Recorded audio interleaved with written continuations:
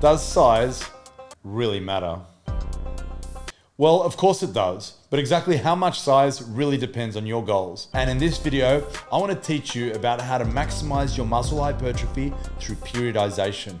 In my last video, I discussed a great method of sequencing your training phases for sports periodization. This is excellent if your goal is to peak for performance for a specific date. But what if your goal is aesthetics based, where it doesn't matter how strong or fast or how powerful you are? Like a bodybuilder, for example. It makes no sense for a bodybuilder to finish their competition prep with a peaking phase where the training volume and exercise variation is reduced with the intention of minimizing fatigue to maximize specific competition readiness.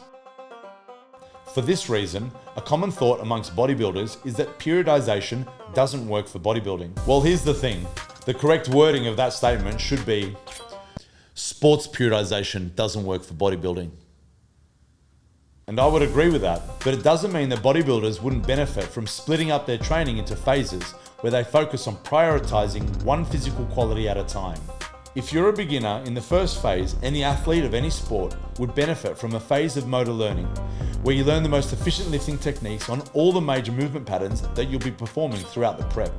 From here, a common approach amongst high-level bodybuilders could be to perform a strength phase to potentiate their hypertrophy phase. Just doing my workout. Tuesday's arms and back.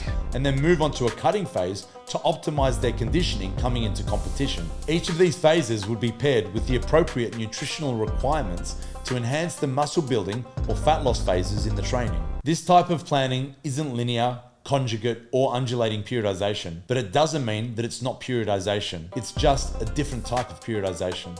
Not only is the training being periodized, but so is the nutrition. Periodization is long-term planning, and once we understand that the purpose of periodization is simply how we can best sequence our training phases over the long term to achieve the best training outcomes regardless of the goal, we can realize that anyone working towards any goal can benefit from periodization. Boom.